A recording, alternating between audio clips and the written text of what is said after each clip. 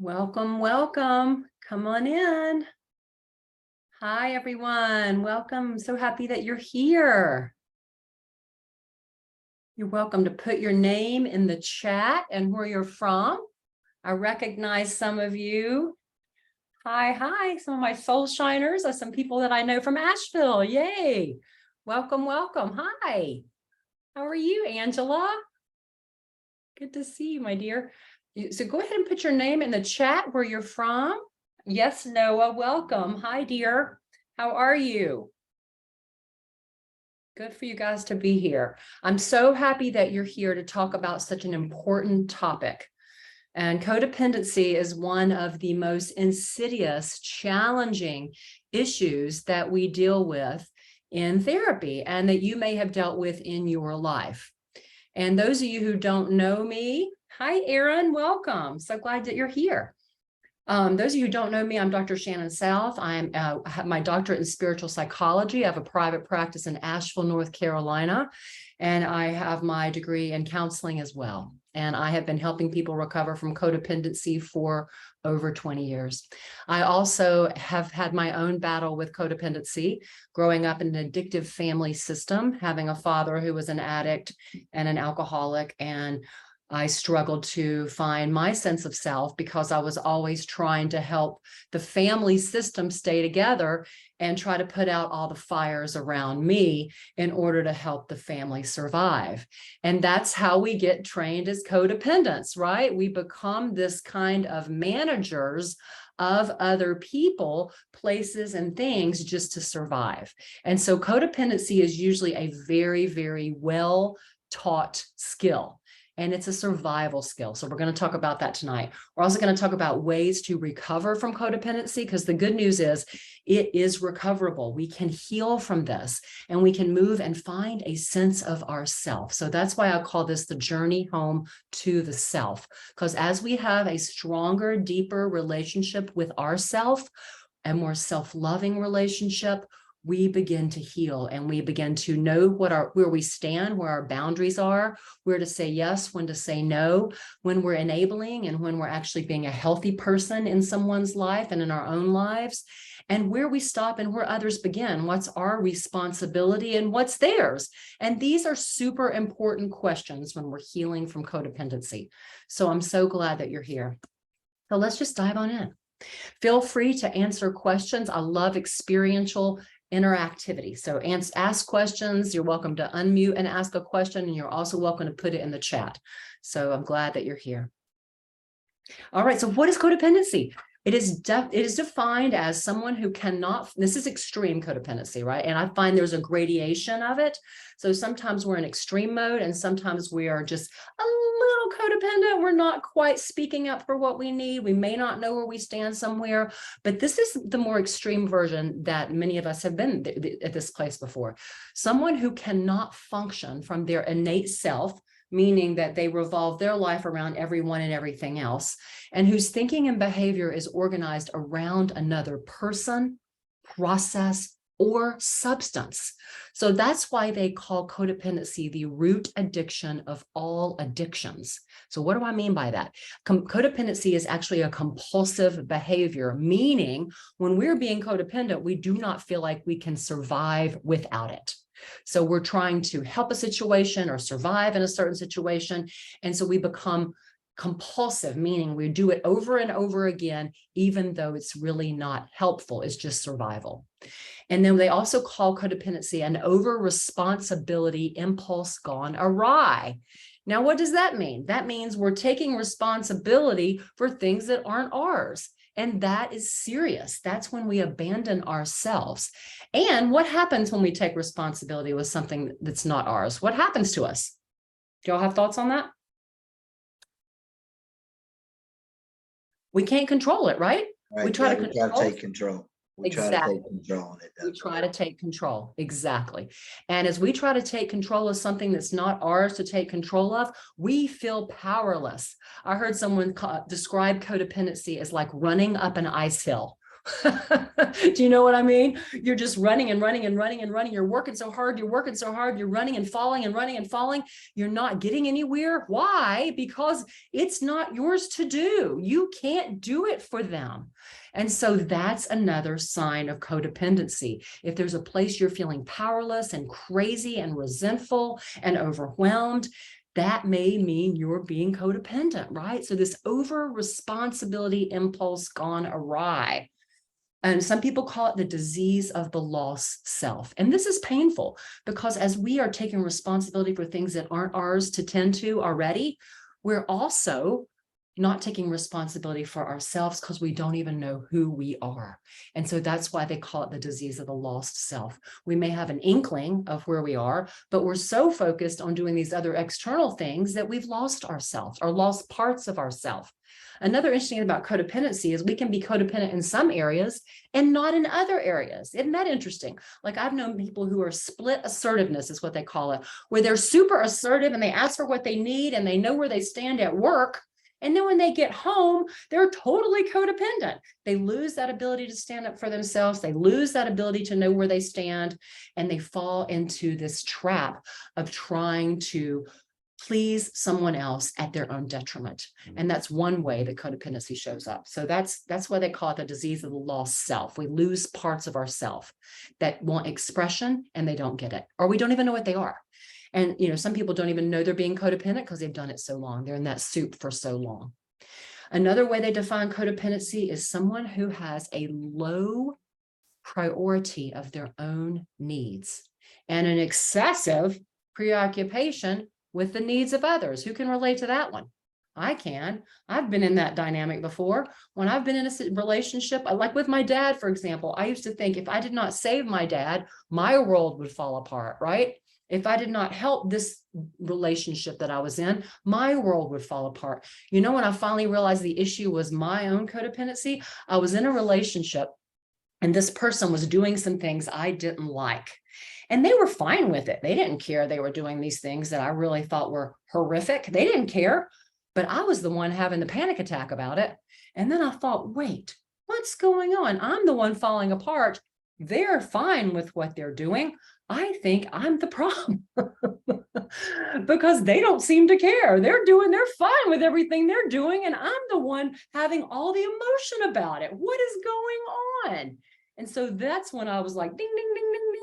I'm thinking I might be the issue. So that's when I got my butt into Al-Anon. Y'all are familiar with Al-Anon? And I did the program Al-Anon for years, and it was super helpful. And there's more to healing from codependency than the Al-Anon steps, but they are wonderful because what they do is they help you realize that there is a way through and there's something you can fall back on, a spiritual sense of yourself that helps you recover and helps you find yourself when this outer world has fallen apart or gone crazy, right? So that happens. And then lastly, they define codependency. We talked about this. It can show up in certain areas and not in others. So you may say, gosh, I do speak up. I am assertive. I am this. I am that. Yeah, you may be in these situations, but if there's an area you have trauma in, you may freeze or you may not be able to speak up in that situation or get what you need. And that's the area where you become more codependent. So let's dive in. Let's dive into some solutions. Welcome, Lenora. Hey. So this is a study they did on codependency in 2018. I thought this was really, really good. And this is how participants described themselves when they were codependent. They perceived this as codependency as an excessive tendency to go to extremes of engagement in activities. And it appeared that for some participants, this heightened activity was associated with a need to escape a sense of a void or inner emptiness inside. And someone called it a feeling of the whole of the soul. So there's something that we're getting out of it when we're in codependency, that we're trying to feel something in us. And it makes sense if you're a child, right? Trying to help a parent because you want to survive. But when you become an adult and we continue to do it, right, which many of us have, we're feeling some kind of void that needs healing within us. And that's what they found in the lived experience of codependency study, is there's some part that needs deeper healing and to stop this compulsive behavior of us trying to rescue, fix, change, cajole, manipulate, move, ignore, all these ways we dance around what's really happening and what we really need. So this was another beautiful diagram of codependency, and it feels real and tangible. That's why they call it a compulsive behavior. It's this real thing, like I have to do this for this person, or I have to help this person, or I have to not do this for me. That's just not okay. So I'm going to focus on all these other things, right? It also has, we mentioned the lack of sense of self. We mentioned it has emotional or occupational imbalance. So there's a place where we get really out of balance in codependency. And it often comes from a sense of abandonment and control in childhood. So I told several of you all this story that have been in my webinars before. When my father was younger, I didn't want him to smoke cigarettes because he was coughing a lot. And I was like, oh my gosh, he's going to die. He needs to stop smoking. So I would run and find his pack of Marlboro Reds. I would get that whole 12 pack. Remember those 12 pack of Marlboro Reds? And I would open up his Marlboro Reds and I would take those suckers and I would pull them out and I would break every cigarette. I would break them and I'd throw them in the garbage. And I'm like, he's going to stop smoking. Well, you know where that got me? That got me in some serious trouble. I wasted money. I took my dad's cigarettes on and on and on and on. And you know what? He never changed. He never quit smoking until the day he died. He still didn't quit smoking. And so it was crazy making for me to try to control him in that way. Now that's an extreme example, but not really. We've heard codependency. People try to hide other people's alcohol. People try to take other people's drugs. People try to stop other people from working and too much. People try to on and on and on, right? Trying to control this tidal wave of something happening around us that we can't control. It's almost like playing whack-a-mole with the world, right? So places we've been abandoned or we're not seen or we're not heard often fuel this codependency. So we really want to get down to that childhood or that younger self wound, and it'll help free us, because then we can say, oh, this is what I really needed. So what did I really need when I was breaking those cigarettes? I needed my dad to be healthier and acknowledge that he was sorry that, that smoking around us wasn't a great idea. I needed some responsibility, someone to take responsibility. But you know what? They were addicted. They weren't going to take responsibility unless they decided that was their path. I needed to be seen and heard because I knew what was going on was not healthy. But you know what? That didn't happen. So then I went on for years navigating, losing my sense of self, wanting to be seen and heard, and could not be in relationships where people weren't able to do that. So luckily I ended up with a husband who can see and hear me now, thank goodness. But it doesn't always work out that way. But as we recover, we get our needs met more. And that's the good news. And we find that sense of self. This is what we can tolerate, and this is what we can't. This is what's healthy for us, and this is what's not. This is where we, a lot of my clients that come in and they're in codependency, they're like, I don't know where to set the boundary. Do I leave? Do I stay? Do I put my foot down? Do I drink with them? Do I tolerate the cheating? Do I, all these things that seem insane, yet we love people, right? And when people are hurting or unhealthy, we don't just throw them all away. So it's a challenging dynamic, and it creates crazy making. And the best thing that we can do is learn to find our sense of self and clean our own side of the street. That's what they used to call it in Al-Anon. Clean our own side of the street so that we can model health and healing, and we can be an inspiration to others. So we're going to find out what that looks like and then how to best know how to move forward. So I'd be curious as to how you guys see codependency in your life. And we're going to go through this little quiz later and talk about the dynamics of that. And then I'd like to hear from you on what you see and what your challenges are. So the history of codependency, it was coined out of the AA movement years ago.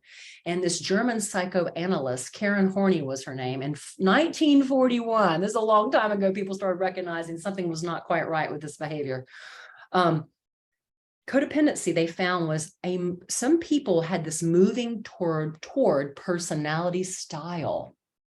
And when they would move into the fire, into the problem, and try to fix it over and over and over again, even if they couldn't, that would help them with their anxiety.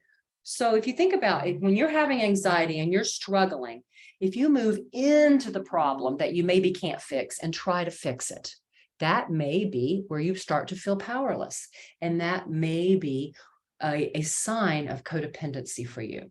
So Karen Horney found that as people move towards others and trying to gain their approval or their affection or subconsciously try to control them, even though it's not above board sometimes, maybe we're being pleasing, maybe we're just not really speaking our truth, maybe we're having a tantrum, whatever it is, some way we're trying to control the outcome of the situation in a way that has a dependent style, meaning we're being codependent. So it may look unselfish. Oh my gosh, how giving and loving this person is.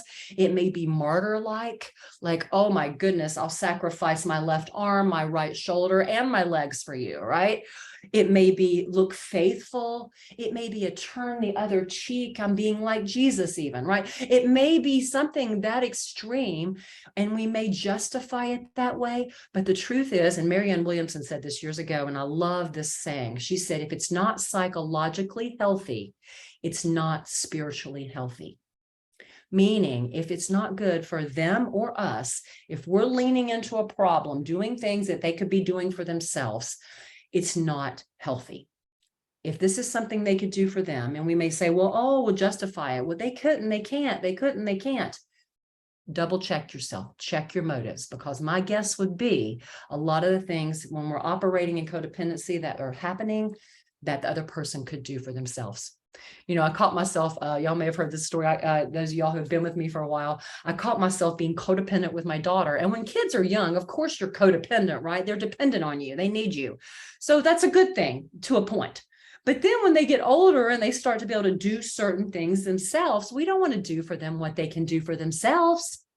So if I found myself, my daughter wouldn't get up for school early enough to eat breakfast. So I found myself running up to her room, taking her breakfast in the morning, killing myself, you know, getting up early, trying to get all this done. I'm doing 10 things. She's just laying in the bed, rolling out and eating the breakfast, right? And I'm like, she can't even get down to get her own daggone breakfast. And I started getting resentful. Well, that's always a sign for me that I'm being codependent, right? I'm resentful. I'm pissed off. So I thought, what do I need to do here? What's going on? I'm leaning into the problem, thinking I'm fixing it. But you know what? I'm enabling her from being responsible. So I said, you know what? If you're not going to get up in time to eat breakfast, I guess you'll be hungry. And you know what? She was hungry for a few weeks. She didn't make it out in time. She would go to class. She couldn't think clearly. It wasn't great. But she started saying, Mom, can you buy me those smoothies at the store so I can just grab and go? I'm like, sure. So we started doing that. And I wasn't running her breakfast up there in the morning and overdoing for her, leaning in again at my own detriment and not helping her. So these are just some small examples of how codependency can show up in the day-to-day, right? So more history about codependency is the approval of others becomes more important than self-respect. Y'all know what I'm talking about?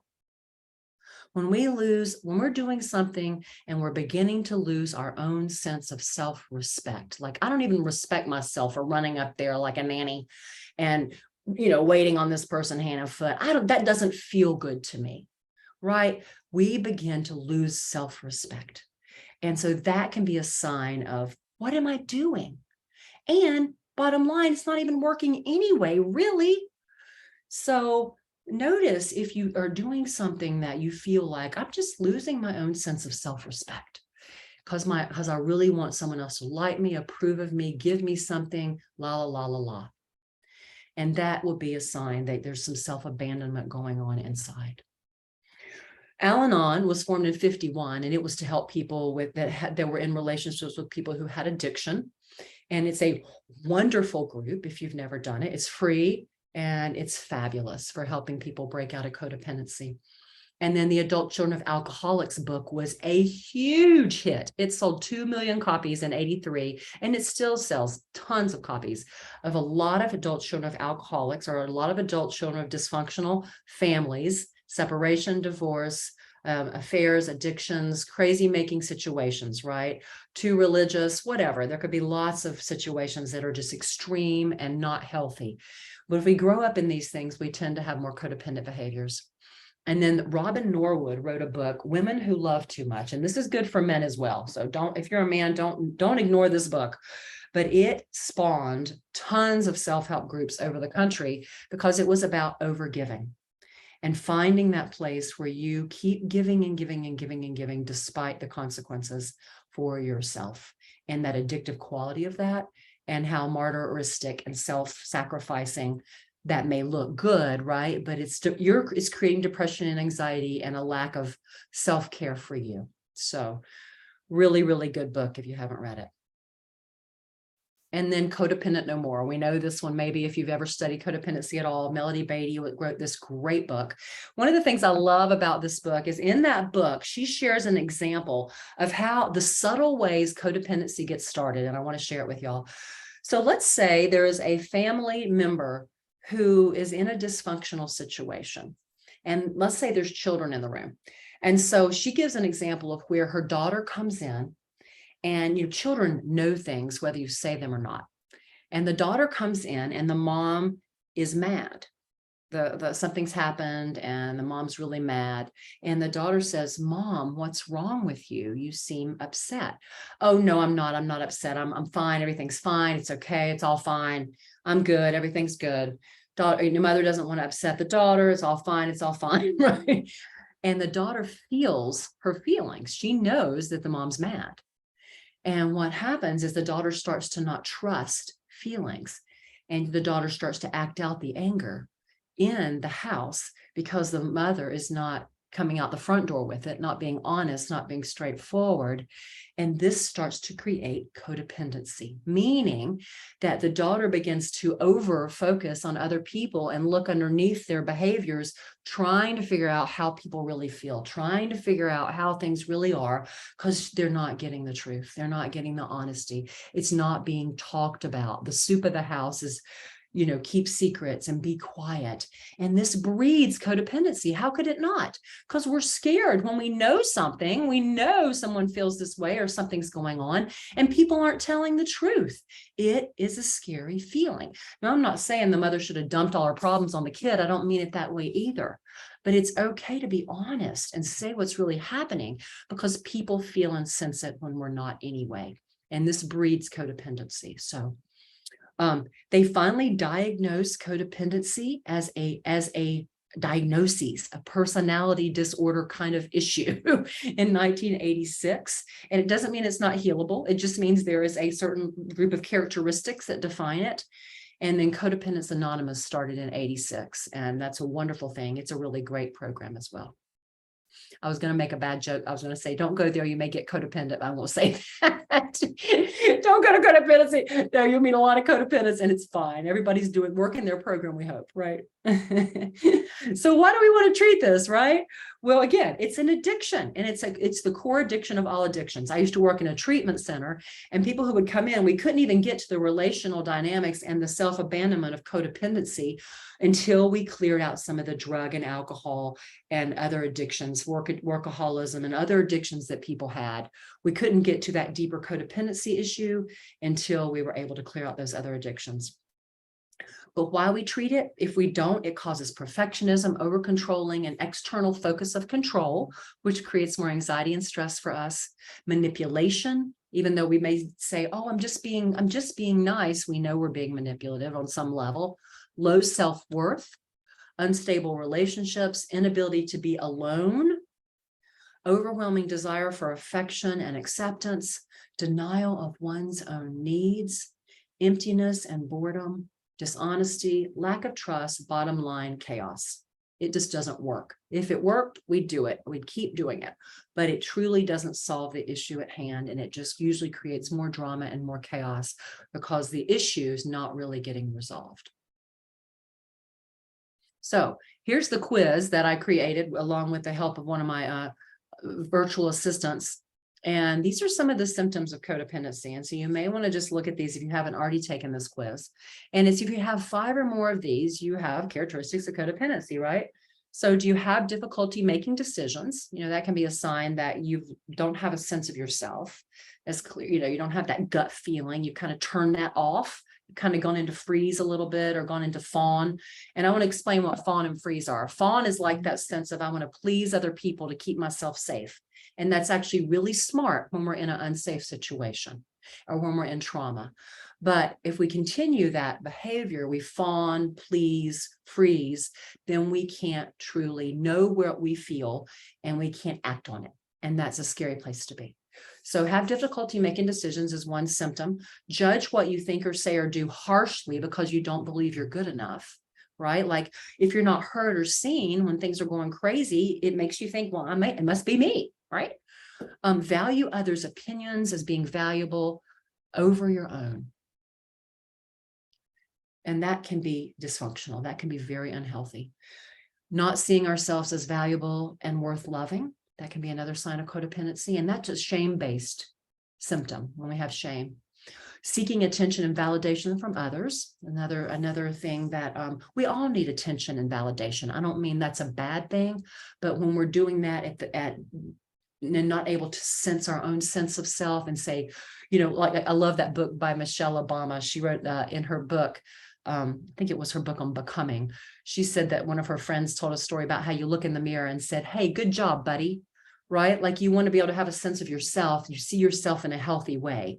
And if we have to always get that from other people, we lose that sense of self and we become too externally focused. We want to be able to see ourselves and be like, good job. Way to go, Angela. Way to go, Lenora. We want to be able to say that to ourselves. We want to be able to feel that.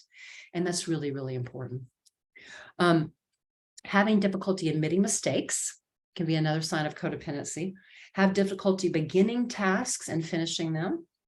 Having trouble setting healthy boundaries. Like, no, I'm really busy. I can't do that with you right now or whatever, right? Like, I don't have the energy for that. I'm tired today. Can I talk to you tomorrow? Things like that. Find it difficult to know and ask for what you need and want.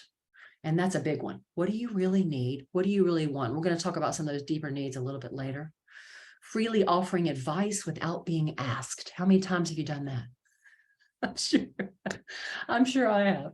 And I didn't get asked. That's a sign. And this is a point I want to make about this. If you're rescuing someone, that's usually codependency. If someone's asked you for their help and you can decide yes or no, that's different. But if you're running in, trying to give people advice when they haven't even asked, or trying to help them when they haven't even asked, that's codependency. Becoming resentful when others decline your help and reject your advice. That's an interesting one, isn't it? Because we've all probably felt that at times. We know better. We know what's best for you. Well, maybe we know what's healthier, but it's their life, right? It's their life. And we have to honor that and how they choose to live it, healthy or not. And then we have to find out, where do we live in that? What's going to serve us? Can we tolerate that or not? How much of that can we tolerate? Becoming resentful, like I said, lavishing gifts and favors on those you want to influence. That's another sign of maybe we're not enough. I'll buy you lots of gifts. I'll lavish things on you. Maybe I'm not enough as I am, so I'll lavish you with things. Having to feel needed in order to have a relationship with others. Ding, ding, ding, ding. That's a big one, isn't it? I got to feel needed.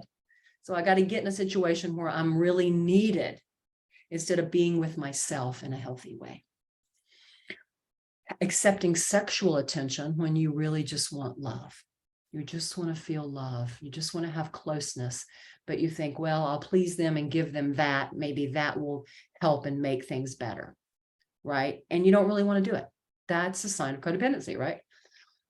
They used to call, there was another word for that they called it with sex. There was another like codependent word around that. I'll think of it in a minute. If you're extremely sensitive to others' feelings and take on those feelings as your own, that's another sign that we're over coupling our feelings with someone else's. So you may be sensitive and that's okay. But if you're so sensitive that you're taking on other people's feelings and trying to operate them and move through them like they're your own feelings, watch out. That means you're taking on their stuff and you can't control that for them. And that's a sign that maybe you're getting a little too enmeshed, right, in their world.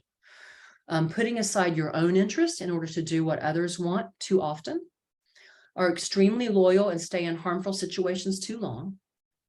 Demand that others meet your needs, and that would make sense because maybe they're not getting met. However, forcing or demanding, that's not probably going to work either. And then adopting an attitude of indifference, helplessness, authority, or rage to manipulate outcomes. So this is where we get into drama. It's like things have been out of balance for so long, we just either get totally helpless and victimized feeling, or we just get furious, like furious, right? Like we have just had enough. And that can be healthy to a point. But when we begin to try to manipulate others by our anger and manipulation, it's just not healthy. It's just not healthy. So these can be signs of codependency. Does anybody relate to any of these? Yeah, absolutely. So let's talk about how we can heal some of these. Ways to heal. One of the big ways is stepping out of drama. And if we can heal our feeling of feeling victimized, if we can heal our need to persecute or rescue someone else, we're going to be free. So it is not our job. It is not your job to rescue someone else. It's not. And it never will be, because you can't. I wish we could sometimes. I'm like, gosh, I wish I could just run in and like scoop that person up and get them to exercise, or get them to stop drinking, or get them to, you know what I'm saying? And we can't. We can do an intervention, sure, or we could tell them we love them and how much it hurts, sure, or we can tell, all on and on and on, but we can't rescue them. Assertiveness training, another good way. What is no longer tolerable? I love you, but I can't handle this anymore. This is not working for me. I can't tolerate this anymore. It is literally sucking the life out of me, right? That's assertive communication. And I can't do it anymore. Not you have to change, you're wrong, you're bad. Just assertive communication, I statements. Developing a stronger sense of self. Where do I begin? Where do you end? What can I tolerate and what's okay with me? Like I've known many a person say to their partner or couple or friend even, I can't be in this relationship unless we make some changes. Or I love you, but I'm not willing to continue to watch you blah, blah, blah, blah, or whatever, right? I'm not willing to continue to see you seep money out of my bank account without me asking, or whatever, right? There's some sense of self there that is holding you in place. And that's really important to have a sense of self. Elsewise, we get in trouble and we're not helping anyway, we're enabling. Meditation helps because it calms us and helps us find our center and shut off that reactionary part that tries to manipulate or please or gets in trauma. Prayer can help for people, like let go, let God. That's a big Al-Anon saying, let go, let God. Support groups, enjoyable hobbies, fun, and freedom. Really doing things we can to develop the self so that we feel like we have a full, cultivated, full life, so that these external things don't completely own us and knock us off when people just don't do right, or situations just don't turn out the way that we want, because we're not in charge of all of that. And that's the surrender place, isn't it? That's where we have to learn to surrender. And surrender doesn't mean we give up. Surrender means yield and pay attention. Okay. So surrender is not green light. Surrender is not red light. Surrender is like yellow light. Okay. Lean in. What is going to be the most healthy decision here? I love this one. And this is a big one for codependence. I didn't cause it. I can't cure it, and I can't control it. The 3 C's of codependency and recovery. I didn't cause it. I can't cure it. I can't control it. And if we really feel those in our bones, that's a game changer. Can you feel that? I mean, that's a big deal. I really didn't cause it. I can't cure it, and I can't control it. Now, it may, if you really feel that in your bones, it may spark some grief, right? Because then you're sad, right? This is not working out the way I wanted, or this is not happening the way that feels okay or healthy. And you may cry. You may need to feel your own feelings at that point, but that's part of you taking responsibility for where you stand. And then by sitting with your own feelings, you may get an insight or an inspiration as to the next right step for the situation. But until we really embody where we live and where another person or situation lives, we're going to start being up all in their business in a way that's not helpful to us or them. I love this quote by Brendan Bouchard. He said, how many souls have failed to soar because they're suffocated in worrying about a loved one? And that's a big deal. We can spend hours as a codependent worrying about other people, worrying about situations, getting mentally hijacked and energetically hijacked, and lay in bed at night fearing the worst, worrying constantly. That's sickness right there, guys. That's when we're getting sick. And sicker and sicker and sicker. So just know, if your peace is being spoiled to the point of where you can't sleep, eat, if you're getting in the place where your brain can't be creative and healthy, and you can't move and grow in the way you need to, then the focus needs to come back on you right away, because you have lost a sense of yourself out of worry for something or someone else. And so red flag, right? Red flag. And worry is a big one. Our mind will grab onto something. If we overthink it to pieces, it will fix it. And by gosh, it won't. By gosh, it won't. So I'm not going to be able to go into these in depth tonight, but I just wanted to blip in on this. Codependency is meant to be a stage of development, you guys, a stage of development, meaning we are meant to be codependent in relationships at the beginning, when we meet them. We're meant to be codependent. We're meant to fall in love and bond and, oh, everything's good, and see the good and create this wonderful thing, right? And have this excitement and on and on and on and on. This is a developmental task. Give and receive and spend more time, and maybe neglect ourselves a little because we're so excited to be with a person. But then it's not sustainable and we cannot continue. And so we must move through other stages of a relationship to stay healthy. We cannot stay in that codependent stage. So codependency in relationships is a healthy stage until it's not. And that's where we need to know that, oh my gosh, I'm feeling, this is how we need a sense of self to fall back on. I'm really sensing I need some space. I'm really sensing I need to be doing my own thing. I'm really sensing that's not working for me in the same way anymore. I'm really sensing I don't need to spend every moment checking on someone or calling them or whatever, right? Or worrying about them. We need to move beyond that. And so that is really, really, really helpful to know. And then as we get healthier in relationships, we move into what we call an interdependent stage.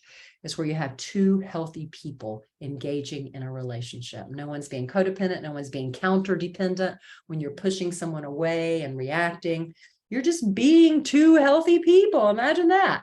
It's a wonderful thing. It's a wonderful thing. So codependency is based in some shame, and that's usually about who we are. You know, guilt's usually about maybe what we have or haven't done, but shame is usually about who we are. And codependency will be fueled by this. So watch out.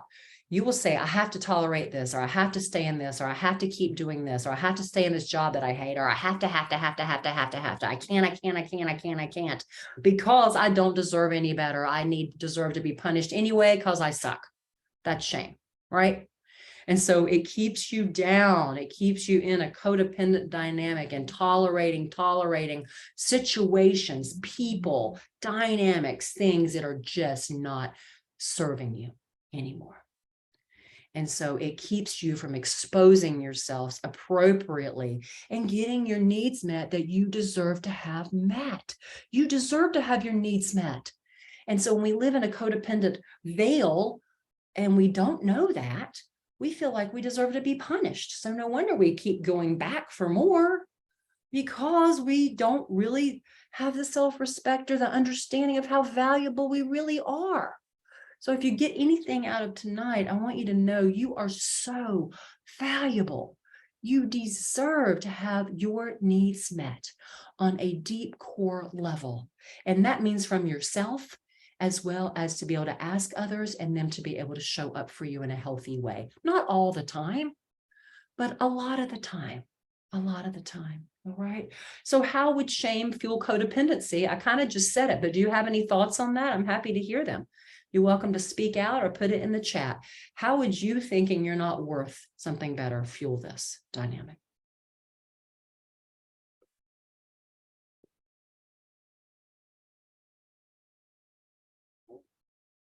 Have I already said it, or do y'all have some thoughts on that? I don't see any in the chat. So if you have some, please feel free to put it in. Love to know how you feel like shame holds you back from truly asking and believing in what you deserve. Shame sounds like this, guys. I'm not enough. I'm unwanted, so I better do this. See, I'm going to throw the codependency piece in there, right? I'm unloved, so, oh my gosh, I better tolerate that. I'm unsafe, so, oh, I better act this way instead of really say what I need. Oh, I'm unprotected. Oh, so if nobody's there for me, then I've got to deal with this, right? Or I'm not even there for myself. I self-abandon, right? Or I'm worthless. That's how shame sounds. So if you catch yourself in one of these feeling states, just know that that's shame. And I want you to deep breathe into that. And I want you to find your value again. I want you to drop into yourself and I want you to say, cancel, clear. I love you, shame, for you telling me something like that, but I am lovable. I am worth so much more than this.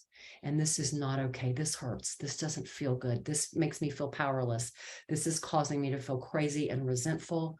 This doesn't feel healthy. And I deserve better.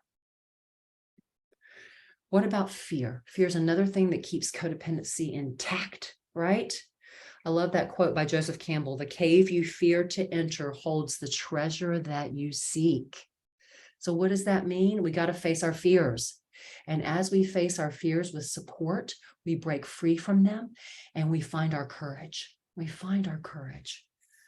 I love, this is in the Course in Miracles. All healing is essentially a release from fear.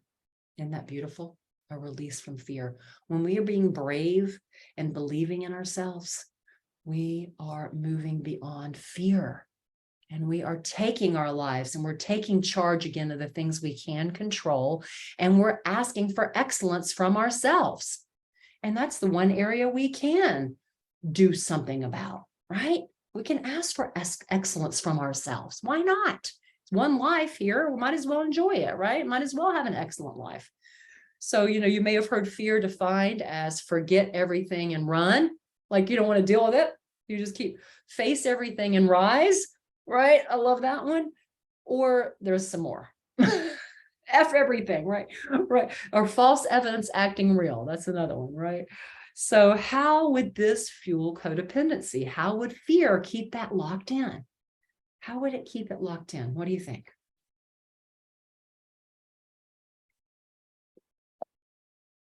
I know we have some really insightful people on this call. How would fear keep that locked in, that behavior, that codependent survival pattern? Any thoughts? Fear of judgment. Shame keeps me from seeking emotional intimacy. Beautiful. Right. Like I don't want to get too close, or they might see me. They might really see who I am. Ooh, they might not like me. Yes, beautiful. Or we're afraid we'll be judged. Absolutely. Fear would do that, wouldn't it? Telling ourselves we can't time and time again. Yes. Talk about that anxiety. I can't. That's anxiety. That's anxiety. That's disempowerment. And as we're recovering from codependency, we are stepping into our power in a healthy way, not power over, not power under, not fawning or freezing, not I have to dominate you and make you different, just our true power, because we get dopamine from acceptance. Oh, good one, Noah. Yes, we might be getting some kudos, really good kudos, and we're kind of addicted to that. We like that. Yeah, very good. And we do whatever it takes to get the acceptance. Yep. Then doesn't that make sense? If we do whatever it takes, then we're trying to fill some kind of hole in the soul, because doing whatever it takes might not be the best for us, might not be the best for them, right? And we see that as like this gallant love, like, I love you so much, I'll do whatever it takes, right? And that is not psychologically always healthy. It's just not. So we have to discern where that's helpful and when it's not. 9 out of 10, it isn't what we need. Noah says, right? Exactly. Fear of failure. Yes, good one. So if we're afraid that we're going to fail, we might as well just stay where we are. Absolutely. And fear of success. Good one. You guys are hitting them. Yeah, we may be afraid, oh my gosh, what if I actually get out there and get what I need and what I really want? Oh my gosh, that was scary too, isn't it? And exciting, but scary because maybe you've never even had it. So super important to know what you're fearing and how you're feeling. So then that's not getting you underground and keeping you in these codependent patterns. These are some of the signs that you have abandonment issues, okay? And I'm not saying you, I'm just saying any of us. Always wanting to please others, being a people pleaser. Can't say no. That's a sign that you may have been abandoned in your childhood or in a certain relationship. Giving too much, another sign. An inability to trust others, another sign. Pushing others away to avoid rejection. Darlene, I think you said something like that. Yeah, like I don't even want to get close. I'll just push you away. Feeling insecure in romantic partnerships and friendships. Codependency, here we are, right? A need for continual reassurance that others will stay and will give you that affirmation, that dopamine hit, like Noah was talking about. A need for continual reassurance. That's a sign that there's abandonment wound in there. A need to control others. You know, a lot of couples don't make it beyond the codependency stage because they have to let go of control. And it's very scary. Persisting in unhealthy relationships, an inability to maintain relationships, moving quickly from one relationship to another. So I don't want to get hurt. I'll just keep on moving and doing abandoning you first, right? So that you can't abandon me again, because that's just too much. Sabotaging relationships and lack of emotional intimacy. These are signs that there's an abandonment wound underneath whatever's happening in these codependency dynamics. And this is powerful, isn't it? When I first saw this, I was like, oh my gosh, abandonment is really at the core of almost all of this. And so when we've been abandoned as children or with caregivers or in relationships, if there's been affairs or very painful abandonment from addiction, you know, we feel abandonment when there's addiction, right? There's abandonment there. There's emotional abandonment with addiction. There can be physical abandonment with addiction. Workaholism, it creates abandonment. So when we feel abandoned, it can trigger all of that. And then it triggers us right back into the codependent pattern that we've been in, right? That need to control, get close, push away, whatever we're trying to do. Very, very painful. And so as we heal this abandonment wound, we are less affected by the waves of what other people are doing. And we're less impacted when people don't show up and give us what we need, because we've healed this kind of hole in the soul of abandonment where we've been deeply, deeply hurt. So this hole in the soul we're talking about, if we neglect that, it doesn't just go away. It shows up as obsessions, addictions, violence, loss of meaning. Thomas More could have said codependency, because this obsessive thinking maybe about others and problems and solutions, and I got to fix it and I got to control it and I got to make sure this okay and I got to control the world. I got to hold the whole world up on my shoulders and make all this happen. We're neglecting our soul when we do that. We're not trusting the universe. We're not allowing the universe to be the universe. We're not allowing the God of our understanding or our higher power or our spiritual sense of ourself to even be in the room.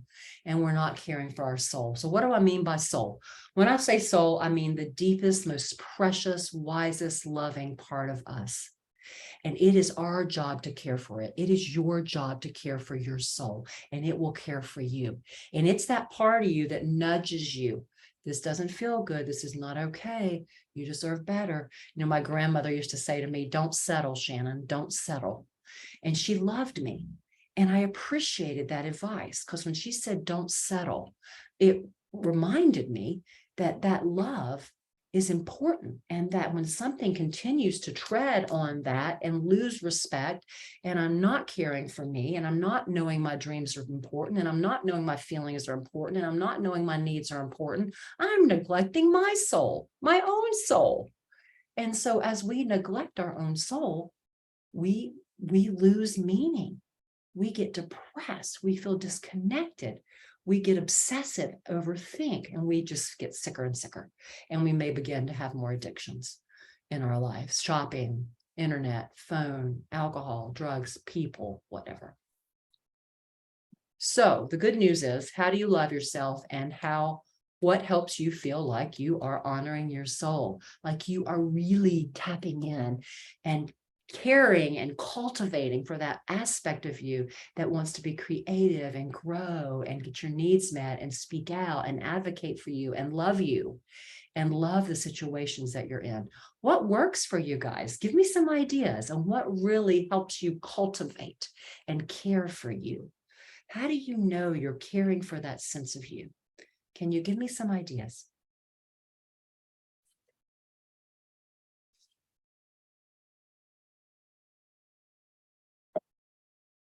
What do you do? Do you dance? Do you draw? Do you paint? Do you go in nature? Do you go to groups? Do you go hang out with your friends? What do you do to cultivate that? Welcome to put it in the chat. Meditate, be still. Yes, spend time with dancing. Oh, I got a great group here.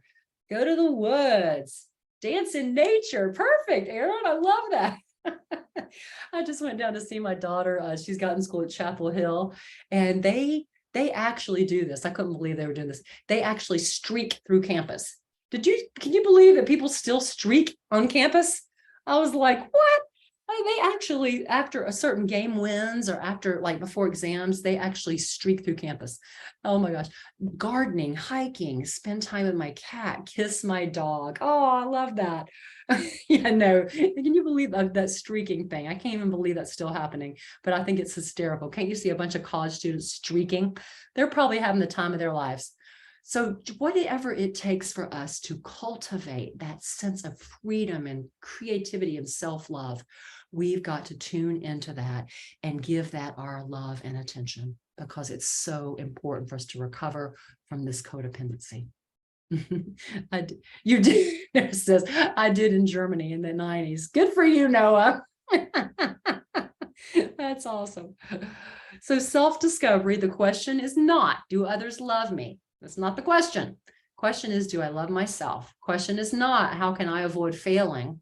Because we will fail. The question is, how do I deal with failure when I have it? You know, is it a learning opportunity? Is it something that I grow from? Is it something that I learn about myself and get support for? Is it something that I see as a teaching moment? Is it something that I love myself even more instead of beat myself up around? Question is not, do I have enough information that I'm certain about this decision? The question is, have I sought enough to act responsibly for myself? Am I being responsible? Have others failed me? That's not even the question. We'll get codependent and crazy on these questions on the left. The question is, am I failing myself and the ones that I love? How am I being? How am I showing up? That's what I can control. Am I being loving, honest, true, self-loving? Am I being the person that I want to be? The question is not, can I trust another person? That'll make us crazy too, won't it? Because we don't know for sure. Question is, can I trust myself? If something goes haywire and crazy, can I trust myself that I will address it, deal with it, take care of it, honor myself, love into it, get help around it? Can I trust that? Can I trust myself, right? That's really the relationship with the self. That's how we've journeyed to the self. And then why has this person failed me? People are going to let us down ad nauseum.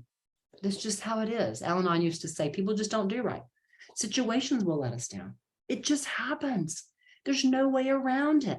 There's no way around it. I wish I could tell you different. There's just no way. So how have I failed myself? How do I live up to my standards? And how can I inspire others in that way? That's the question we want to ask. That's where we have the power. That's where we put the telescope of our mind, body, and spirit, and we want our energy there. We want to land there. You know, I found myself, I was worried about a relative of mine who's making really unhealthy decisions, and I was really worried sick about her because I love her. Like, I love her so much. And I found myself laying in the bed the other night, being like crying and being worried. And I said, you know what? I can't do anything about that right now. How can I trust right now that I can take care of myself? So I got in the shower, I had a good cry, and I did some reading and got my mind off of it. And I was able to go to sleep, and I had a really good night's sleep. And what I realized in my meditation at that moment, when I was kind of shutting my eyes, is I was like, I have to respect her path. I have to respect her choices. And she is truly, I can still love her and I can tell her it hurts, but I can't feel responsible for her. As much as I love her and want to stop the pain, I can't do it. And in a healthy way, like I surrender. I can tell her I love her. I can this, I can that. I can be the love. I can help the ways that she'll allow. And I can ask her. And that's it. So we really want to dive into where we can control and do our best. There's lots we can control, guys. There really is. And we get lost. We get lost in the wrong questions. So self-love, self-love, self-love, self-love. I put this in my very first book, love for the self, love for the soul, and love for others. We really want a healthy relationship with all of these. If we find we're getting too wackadoodle on either end, we're out of balance. So we want to honor all of these, a relationship with our higher nature, that part of us that wants to grow and be excellent and loving and evolve and become, the part of us that just needs to be and love and soothe and be in healthy environments. And then the part of us that wants relationships and wants to be with others. They're all super valuable, and we want to have healthy places to turn in these ways. So breathe in the love that's around you. You know, when you can't find anything to be grateful for, you breathe in the love that's around you. You breathe in the fact that you're breathing. You breathe in the fact that life is happening and moving through you at that moment. And that is abundance, guys. You're alive. Life is moving through you.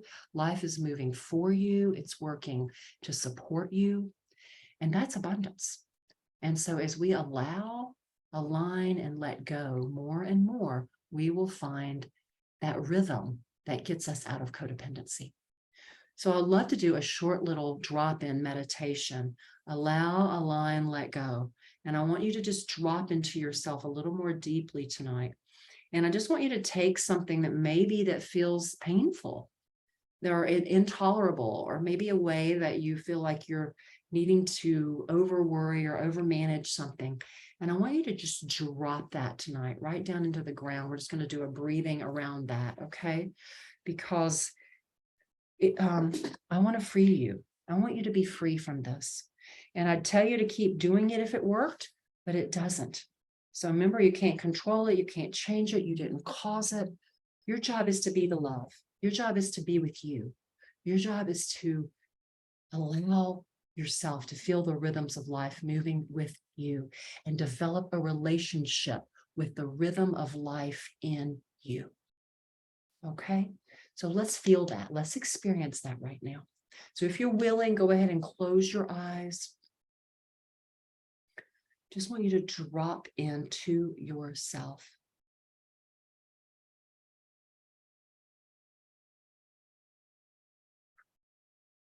Feeling your bottom on your chair, your back. Inducing that relaxation response with a straight spine.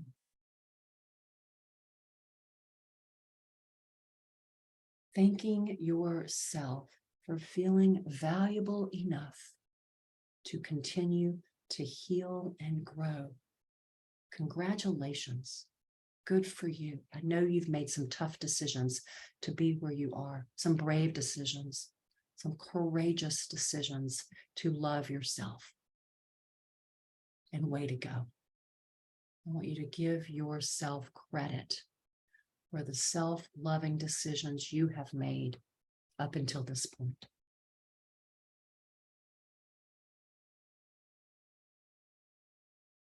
Thanking yourself. Being kind to you. I had a client the other day, he said, I just want to be kind to myself. So hard on myself. Loving yourself. And inviting in your highest nature, whatever you call that, your higher power, your wise self. inviting it to be with you, to show you your rhythm, to show you this life running through you, to show you how to be responsible for that and to love it and to allow it to inform you, to create and to grow.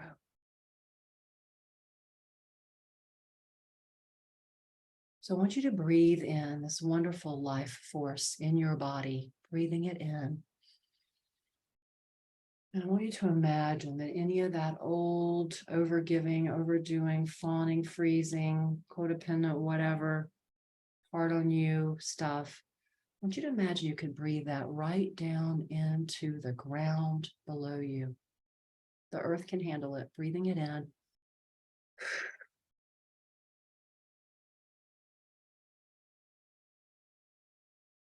Filling back up. Letting go. Filling back up with the love. All the self-love. And letting go. Any of those crazy making ways. Forgiving yourself for tolerating things too long or being in situations that weren't nurturing you or doing something over and over again that you know doesn't work. Forgive yourself. Forgive yourself. You're doing the best you could. And the horn tooted on that guy outside. Thanking yourself for surviving, knowing that there's more than that now.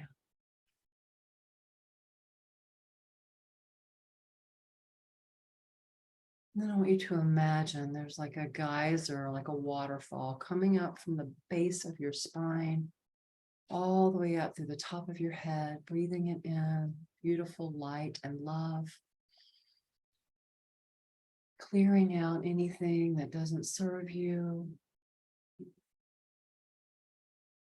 And then releasing it around, down into the ground below you. Letting it go.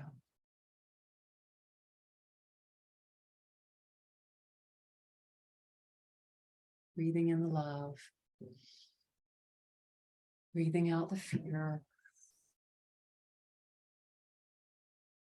Breathing in the love, the value, you are valuable. Breathing out the shame.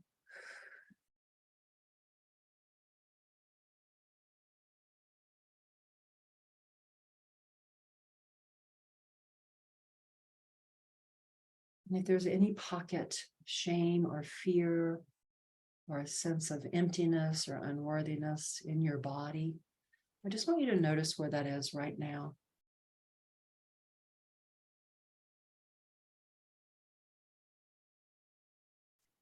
And I want you to put your hand on that area, whether it's your lower back or your throat or your heart, your arms or your hands. Maybe it's on your head. Just put your hand on that area right now. And if there's a feeling of something's just not okay there, like a hole in the soul, as we were talking about, you need to breathe into that.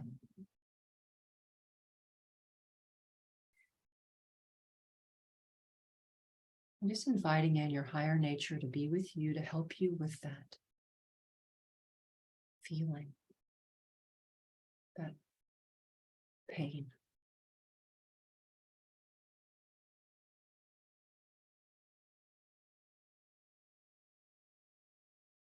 I want you to commit to that aspect of you that feels maybe empty or scared or shameful, that you are going to be there for that part of you. That you're going to ask the questions that help you feel more loved and responsible and in tune with you. And that you're going to commit to you. And the more you commit to you, I love this saying, if it's good for you, it's good for them. I know that may sound scary, but it's true. If it comes from that loving place, trusting that love, And committing to that aspect of you that you are going to be open and loving and tune in. And you're not abandoning that anymore. That you are there for you. You and your higher nature. You've got this.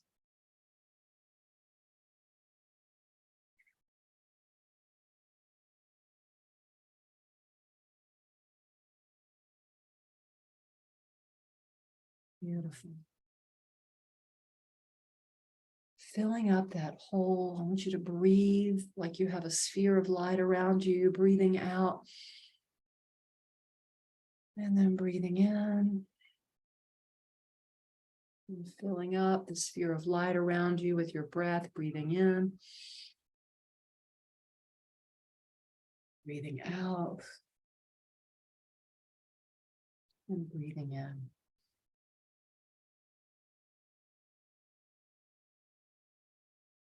And then I want you to ask your higher nature, is there something that you need to hear about a way to love you, to take care of you, to help you drop any fear, shame, doubt, confusion? Is there something you need to hear that would help you so that you can step into this rhythm of your life and less worry and more trust, more and more?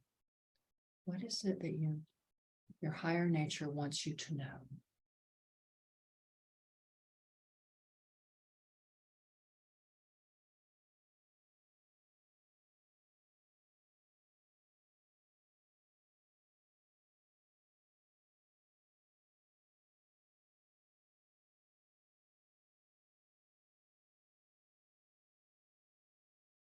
It may show up as a feeling, a sensation. It may show up as a color and an image. It may show up as soft, kind words of advice.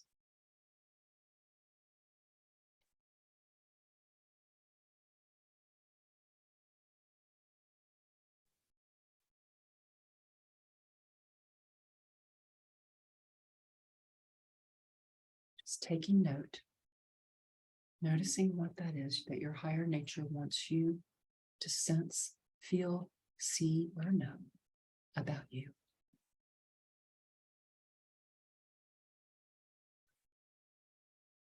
Letting go, committing to being teachable. How teachable are you? How much are you willing to tune in, let go, and listen to that higher nature? It's got you. Beautiful. Love that quote by Rumi. Every moment, if it's fully inside of you, brings you what you need. So trusting your moments, trusting your needs, trusting your instincts, noticing what you notice, thanking your higher nature for coming, thanking yourself. And as you feel ready, taking your time and coming back to our call.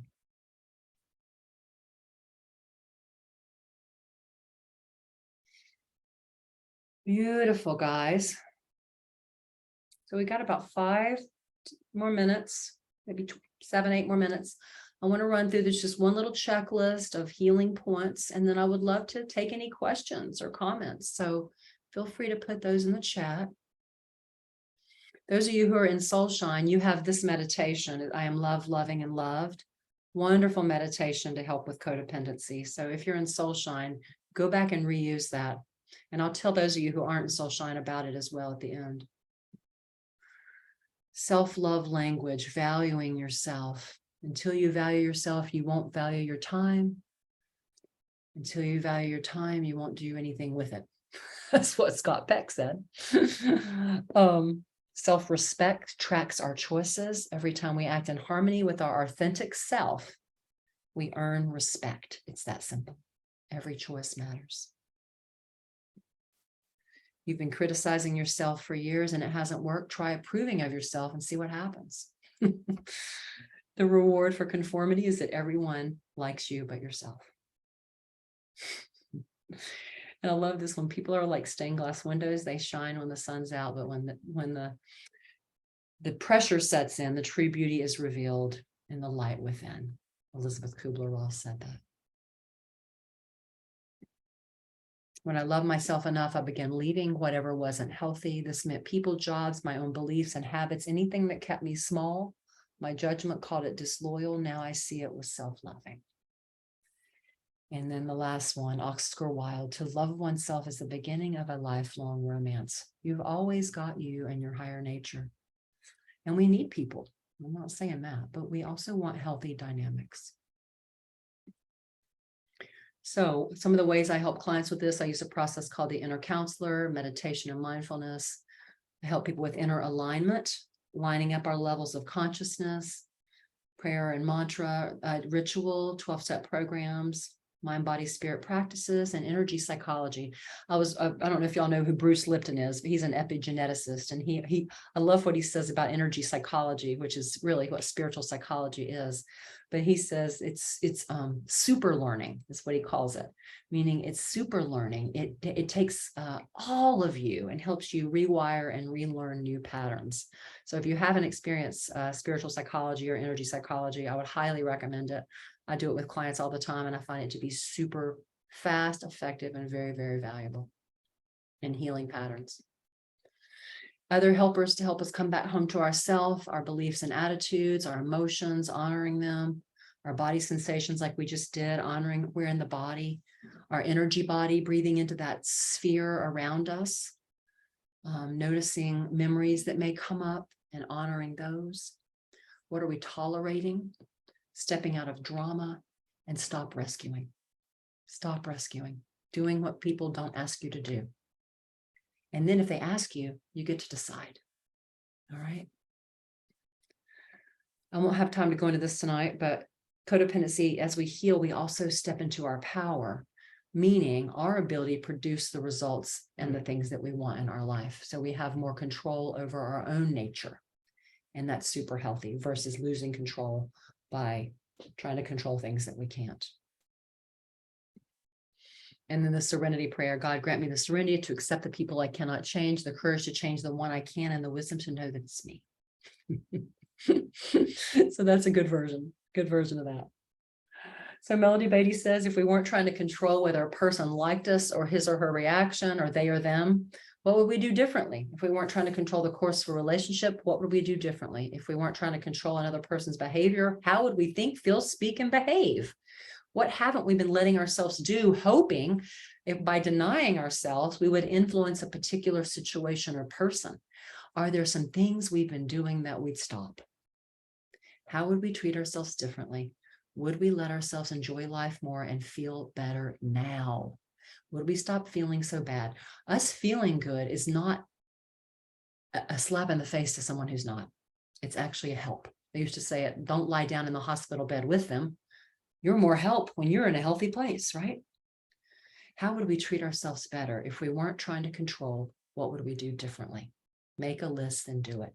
So I'll leave you guys with those marching orders tonight. If anything you're trying to over control or navigate or manage or manipulate or change in a way that really doesn't serve you or the people around you, the environments around you, make a list of what those things are.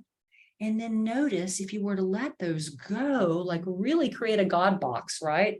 Write it down, put it in it, rewire that pattern, let it go, let it go. I used to imagine my dad, I would just hand it over to God's hands. I would see these big hands like God. I always saw God as like these big hands. And so I would just like drop my dad in God's hands. Just drop my dad in God's hands. I don't have to save him. Drop my dad in God's hands. Wonderful practice. So make a list and do it. What would you be doing with yourself? How would you be enjoying your life? Go for it. Go for it. So stop going to the hardware store for milk. It's not there. They don't sell it there. We're trying to make someone or an environment or a situation something that it's not. We're never going to find what we want. I had to admit to myself that people around me are doing the things they do, and I need to quit trying to pull things out of them that they don't really do that well, right? One of my favorite, this is Lucy, comedian. She's so cute. This is about the codependency, giving advice when people haven't asked you. And Lucy says, you're wasting your life. She's talking to a bug. All you're doing is crawling around on that ground. Do something with your life. Don't just crawl around. And I can't see the last one. Hold on. I'm trying to see it. Can anyone see that last one?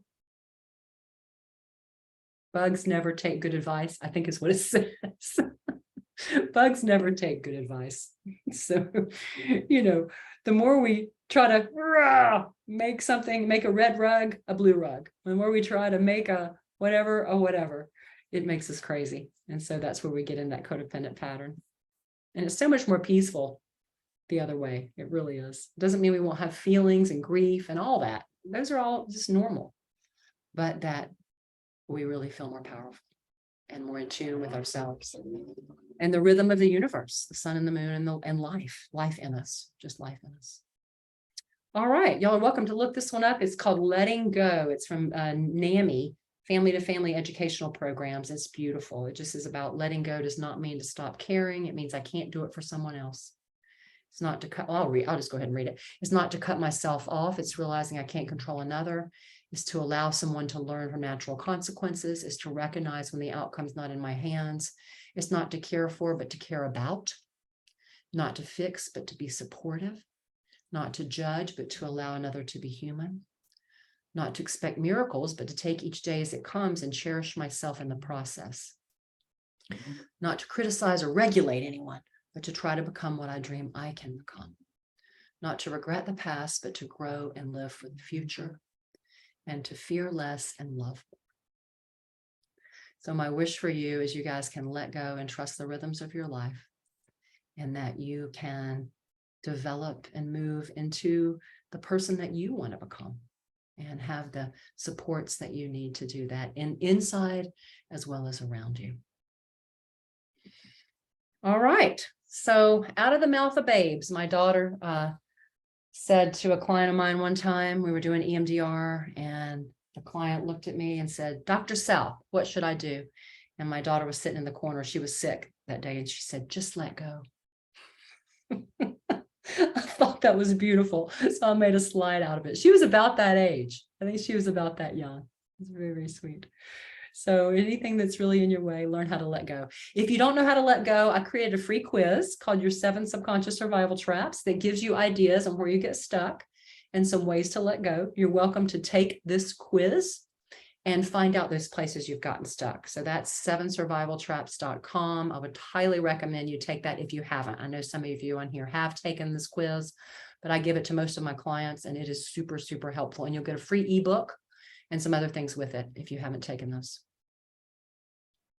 Another way to let go is to notice your energy. Does this make me feel stronger or weaker? Does this give me energy? Does this take energy? Does this empower me? Does this disempower me? Notice your energy.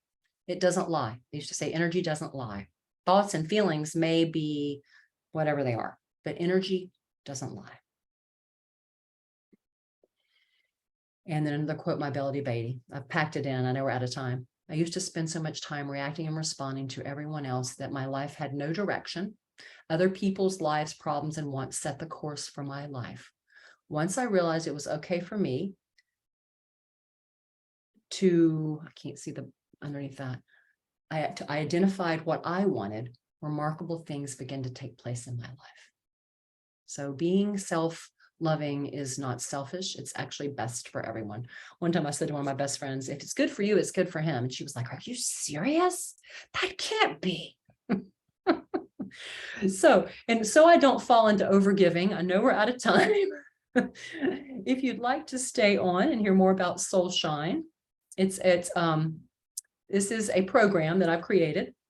And I'm going to send out the recording for this. So you guys are welcome to look at this slide as well. It's just some keys that I've written out to help overcome codependency. But I will put this on here so you can actually go back and read this. But it's about self-love. What's the most loving thing I can do for me? Cleaning my own side of the street. It's kind of a summary of what we've done. Stepping out of shame and blame. Stop twisting yourself into pretzels or working harder to try to navigate a situation. Notice the places you feel powerless. Notice where you're afraid to let go. And run your decisions by your inner knowing first, instead of your fear or your mind. So these are kind of some key points, and I'll keep them on here. You can go back and look at the recording to see these again if you want to go in deeper. And then the other key points: find your real needs under the pain. We didn't get to go into that. We kind of ran out of time on that one, but step into your power, ask for what you need, and let go of the outcome. Learn to set self-loving boundaries. And last but not least, make sure you have support to heal the old abandonment issues that fuel your codependency. Healing from codependency helps you develop a stronger sense of you. So this was a little saying, letting go is hard. This is what this picture was about. Recovery takes support. And so that's one of the reasons I created this program. This is a beautiful poem about self-love from Derek Walcott, if you haven't read this. But I want to tell you about Soulshine, then I'll come back to this if y'all want to stay on. Soulshine is a monthly membership, and some of you are in it, and this webinar is part of that, as well as you get weekly activities to help you overcome survival patterns, overcome codependency patterns, and move into more self-nurturing and self-love and aligning with your higher nature. And those of you who are on here that are in Soulshine, I'm happy if you want to share your experience of it as well. You're welcome to put something in the chat or come on and just say, hey, this is what you're getting out of it, for people who haven't done it. It's very inexpensive. It's very reasonable. And I send you something every week. And one of the things you're going to get at a Soulshine as well is you're going to help you get out of your protected personality, old trauma, anxiety, on and on and on. This feeling of not feeling satisfied, all these ways that we lose our sense of self. And we begin to overcome them with these exercises. And we move into our more soulful, wiser self. And this is that aspect of you that helps you recover from all of this kind of compulsive behavior and all these survival patterns. So I really want to help you wake up and enjoy your life more. So if you're interested in Soulshine, please join us. So the details, I think now it's $37 a month. And you will receive, like I said, weekly transformational exercises. You will receive this monthly course, and you will also be on my newsletter for other things that I have going on. I've had great feedback about the exercises that I'm sending out. People are saying they're really helping them and helping them let go and move into their higher nature more. And that's what really, really frees us from some of these old patterns. Also lining up their mind, body, spirit also frees us. Instead of like going into survival, we create more of a super highway, right, to our higher nature when we can stay more connected to these things. And these exercises that are in Soulshine help you do that. And then the next class for Soulshine as well that I'm giving is how to fully recover from trauma using mindfulness and healing. And that's coming up May 18th. So save the date, put that on your calendar. And we'll be diving in deeper on how to recover from trauma and using mindfulness and healing. I love mindfulness. It's super, super powerful. So that's the next class for Soulshine. So I'm going to put the link for Soulshine in the chat if you're interested. And did anyone want to pop on and say anything about Soulshine or have any questions about it? What I'm going to do is I'm going to give anyone on here that would like to join us a few days to decide, and probably about 2 or 3 days. And if you decide the next 2 or 3 days, I am going to put you in a drawing for this beautiful bracelet. It's a Soulshine bracelet that my friend created, and I just absolutely love it. I've been giving them out, and I love it. It's got a sunshine on it, that it's time for your soul to shine. Time for you to move beyond these patterns. So let me go grab this link for you guys if you want to look at Soulshine more thoroughly. And you can also go to my website, drshannonsouth.com, under events, and you will find Soulshine there. You are welcome, Erin. Thank you for being here. So are there any other questions? I told you that we have time for questions. Any more questions about specific situations or things before we go? I'm willing to stay like 5 more minutes. Hey, Dr. Shannon, it's Darlene. Hey, Darlene, glad you're here. Yeah, thank you. Yeah, I really enjoyed this. Got a lot of good information. I've been studying this for like 20 years or something, but recovered from a lot of my codependency traits. But it was really good to hear what you were saying about how codependency is kind of like a personality disorder, because I've seen you know, uh, commonalities between borderline and narcissism Ah, with that codependency. feeling that empty void kind of thing, right? They have Yeah. it in common. Yeah. Yeah. So I'm always wondering, okay, do I have borderline or am I narcissistic? Like, No, I'm just codependent. yeah. Yeah.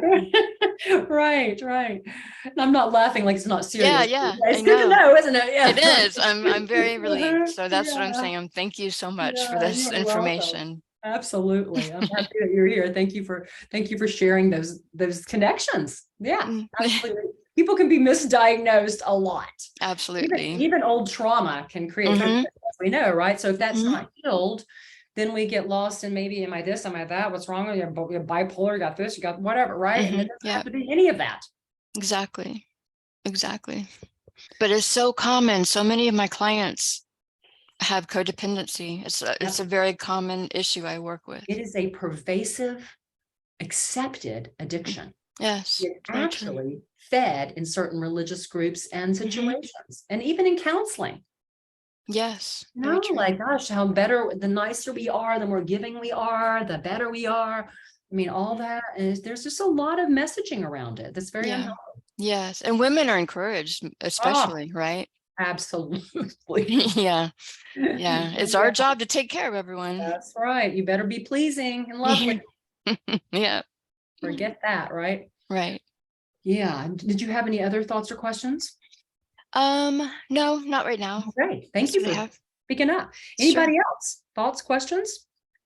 Go check the chat as well. Great. Thank you, Whitney. Anybody else? Questions, thoughts before we wrap? Yes, I do have another thing. Yeah. I really appreciated the inclusion of abandonment Ah, in this because I never made that connection before. absolutely. So that is really, really important. Absolutely. That core wound, I have this graph, I wish Mhm. I could show it to you, but it's like there's a round circle in the middle, abandonment's there. And then all the other wounds that we deal with are around abandonment. So it literally is the core wound of all wounds. Mhm. So boy, talk about the biggest fear we all most have. Yeah. Abandonment, either being engulfed or Mhm. abandoned. And if we're engulfed, that means we don't have we don't have a sense of ourselves either. So this whole abandonment thing is huge. It's a major issue that Yes, spurs a lot of behaviors. So it does. thanks for pointing that out. Mhm. And as we feel more secure in ourselves and have a sense of wholeness in ourselves, we are able to ride that wave of that rejection and abandonment that we feel, so then it doesn't eat us alive, and then we feel strong and we can fall back on our own inner strength and the coping skills that we have, so it doesn't eat us up. Yeah. All right, well, I'm going to read y'all a poem to end. Yes. I've got one question. Is it possible, because I don't feel like as a child I was abandoned, but I think my mother was. And is it possible to sort of inherit that kind of Yes. patterning Yes. from a parent? If she had a fear of abandonment or she was abandoned, you may have felt that and sensed that and have created that stress pattern. Does that make sense? Okay. Yes, yes. Like even though she was there for you, that you may have felt and sensed that that's kind of how this works. That's how the world works. Yeah. Yes. It's like, Okay. All right. Thank you. the angst around that, the relationship around that. Absolutely. Yeah. Okay. That generational trauma. I would call it generational Right. trauma that Right. you were kind of passed down. Yeah. Right. Shannon, thank you so much. You're welcome. Thank you. All right. So love after love, I'll read you a poem and we'll go. The time will come when with elation, you will greet yourself arriving at your own door and in your own mirror, and each will smile at the other's welcome and say, sit here and eat. You will love again the stranger who was yourself. Give wine, give bread, give back your heart to itself. The stranger who has loved you all your life, whom you ignored for another who knows you by heart. Take down the love letters from the bookshelf, the photographs, the desperate notes. Peel your own image from the mirror. Sit and feast on your life. So I'll leave you with that. To love yourself is the greatest gift you will ever find. And it will help those around you more than anything that you can do. And I promise you. All right, my friends, thank you for being with me tonight. And any questions on Soulshine or the codependency stuff, feel free to email me. And I'm sending you all my love. Thank you, Shannon. You're welcome. Have a good night, guys. Thanks for being here. Thank you, Dr. Shannon. You're Have a good welcome. night. Bye, guys.